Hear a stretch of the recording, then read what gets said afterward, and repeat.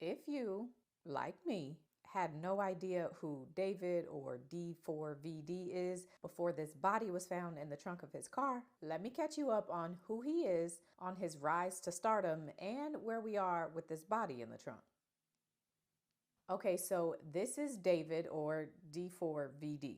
What's going on, everybody? This is D4VD. His birth name is David Anthony Burke, and he was born in New York but raised in Texas with his mom, his dad, his little sister, and his little brother. He grew up in church, did martial arts, he was homeschooled, and he played video games, specifically Fortnite. Now, in regards to this video game playing, David had goals of becoming a streamer, so he started recording himself while he was playing and then posting it online, but nobody was watching the videos. I became a YouTuber. I was playing Call of Duty, Fortnite, all these different type of games to try to become like the biggest next thing, streamer, Kai Cenat, everything. 200 views my first video, steady 60 after. And so he realized that the other streamers who were getting views were putting music behind their clips and their montages, so he decided to try that route. He started taking mainstream music and putting it behind his montages and clips of him playing video games. And then the videos started taking off. So I started putting the mainstream songs in, and then there was a point where there was no copyright strike, so I was making so much money. So then fast forward like a month or two, I'm making a lot of money. My mom's like, okay, maybe the game's not rotting your brain. I started getting copyright strikes left and right from UMG, and I'm like, what in the world is UMG? Now, after these copyright strikes started coming in and he wasn't making any money anymore, he started to complain to his mom about what was happening, and she told him to just make his own music. And she was like on a phone or something. She was like, just make your own music. Go, get out of my face. Make your own music. And I was like, wait a minute. And so he did.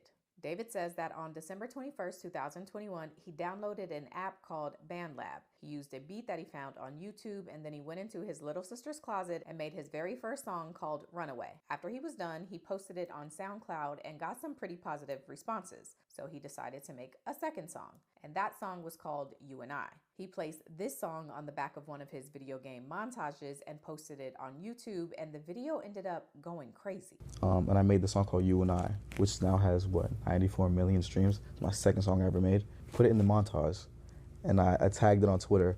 First Fortnite player to use his own song in a video. That was the title. And bro, everyone was using the song after that day.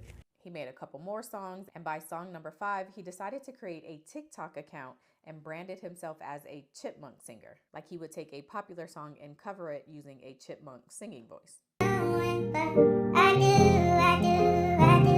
Doing this on TikTok got him a bunch of followers, so he decided to make an original song. He still used the chipmunk voice, but in the caption, he said that if people really liked the song, he would slow it down and post the regular version. And the TikTokers said yes. Why is it so good? Please drop. Wait, why is this actually good? Kylie Jenner used your sound. Alvin never misses. So the day after the chipmunk version of his original song, David posted the real slowed down version and got more positive feedback. 2 TikToks later, he posted another original song of his called Romantic Homicide. And this song ended up being one of his most viral songs ever. So by August of 2022, his original songs are going crazy. He's starting to make more money and get more interest off of his original music than he is off the video game montages that he started doing all of this for. Fortnite was going up, music was like down here, but then they switched. And it was making me more money too. But yeah, that's how I knew. And then because of the success of his original songs, he starts getting hit up by music labels. So I released these 2 songs in July. By August, it was Every label's called. every single one. I was 17. Things just kind of go crazy for David after that. He signs to Interscope Records in August of 2022, performs in Milan at the Valentino Fashion Week show in June of 2023, then began opening for SZA's world tour by September of 2023, and then jumping to 2025, David released his first album, which is called Withered, in April of this year, and then began his very own world tour called Withered World Tour in August of this year. Now, according to the streets, and I don't really listen to the streets, but I don't have any reports yet, while David was having this meteoric rise to fame, he was also allegedly, apparently, having some sort of connection to Celeste Rivas. And that all comes out because on September 8th, 2025, which is only about a month after David started his world tour, the LAPD has gotten a call to a tow yard in Hollywood, California because of reports of a foul odor coming from one of the vehicles. The vehicle is a Tesla, and it had previously been abandoned on a Hollywood street for over a month before it was towed to the tow yard. It was then at the tow yard for about 2 days before they called the police because of the smell. And when police arrived to the tow yard and opened the trunk, they discover a decomposed and dismembered body. The LA medical examiners are able to identify this body as being 15-year-old Celeste Rivas, who was last seen when she left her house on April 5th, 2024. Police begin investigating, and they learn that this car that the body was found in, with its Texas plates, is registered to David Anthony Burke, aka David. Now, there's been a ton of interesting developments since this has all began unfolding. First, Celeste's mom told TMZ that her daughter did have a boyfriend named David. And then fans of David have begun pointing out some interesting lyrics to some of David's songs. They've begun pointing out some old Instagram posts that he supposedly made. And they've also noted that Celeste had a sh tattooed on her finger, and David does too.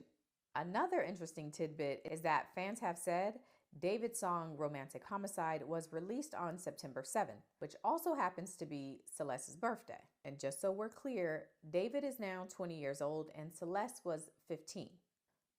Now again, David has been on his first world tour, so after this news hit, at first he continued with his tour dates. But as more and more information has come out, it's now being reported that some of his dates are being canceled.